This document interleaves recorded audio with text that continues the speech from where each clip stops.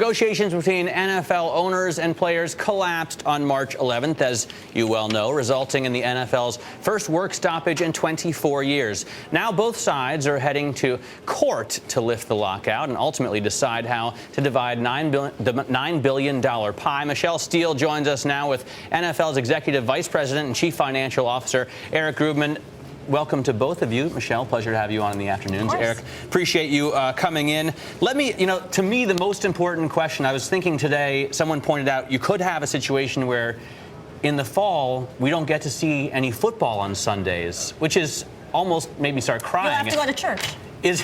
Well, of course, I watch football after church. Is it a possibility? Of course, it's a possibility, but we don't like to think that way. And we spend the vast majority of our time planning for a regular season this fall. One thing I want to talk about, Eric, is the business of the league and how that's doing during the lockout. Clearly there are many multi-year agreements that the league has with sponsors and marketers. But what is their commitment as far as short-term deals and signing those deals now? A lot of those deals being signed usually in the off season, and now there is a lockout. How committed are sponsors to working with the league through this difficult time? Michele, that's a great question. There's two parts to commitment. One is signing the deal, and then is activating around it. Many of the large sponsors and partners have signed very long-term deals, and they're steadfast in support of the NFL.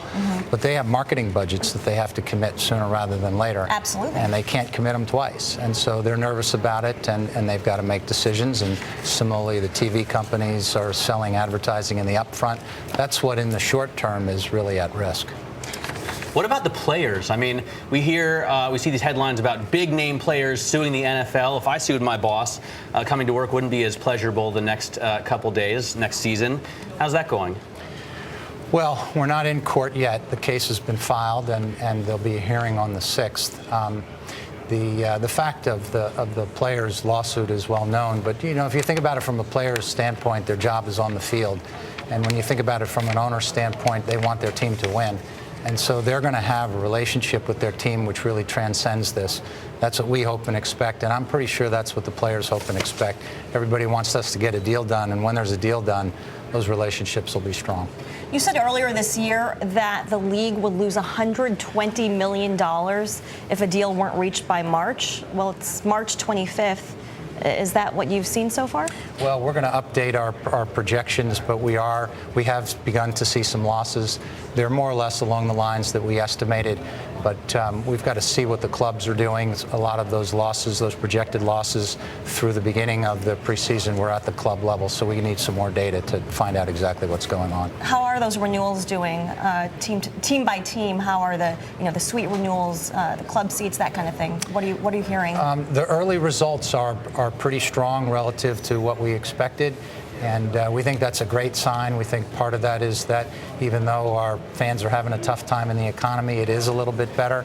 And we also think it's a sign that the fans, even though they're mad at everybody for not getting a deal, deep down they're confident that we are going to get something done. What about, if we think optimistically, and hopefully we'll be able to watch football next season, the fans are excited for what you are bringing personally to the NFL here. I mean, what kind of changes are we going to see? Instant replay of provocative calls? I mean, we're going to see a different kind of NFL game because people have talked about you as kind of a new blood here, bringing new life to the league. Me personally?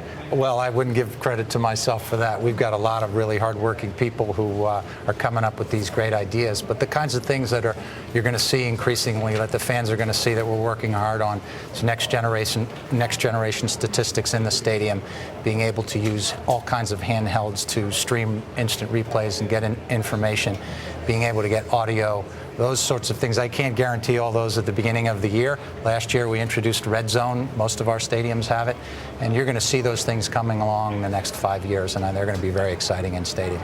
Eric, is it reasonable to assume, like looking out sort of into the crystal ball past April 6th when we find out about the decision on the injunction on whether to lift this lockout, is it fair or reasonable, rather, to assume that any offer the players get from this point forward will be worse than the one originally offered March 11th, that was the best offer the league had? It's a great question, Michele. I don't think it's a fair assumption to presume that something will be better and worse. A negotiation is between two parties, and they have to be willing to come to the table.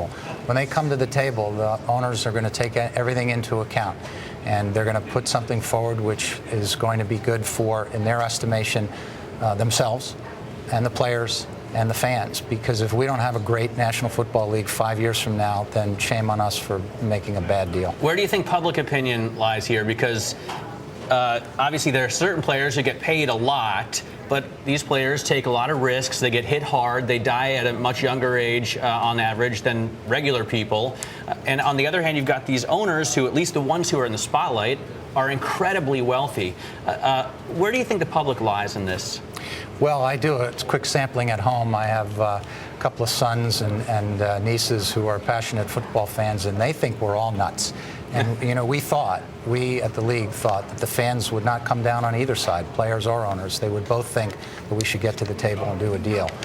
But I also think that fans understand that if player salaries are going to go up at a rate higher than revenues, can come from television and other sources, where's that going to come from? It's going to come from my ticket price as a fan. And you know what? I'd like my ticket price to be lower, not higher, if I'm a fan. All right, Eric, thanks so much for stopping by. Michele, pleasure having you. I'll see you at the Ohio State game Yes. tonight as well.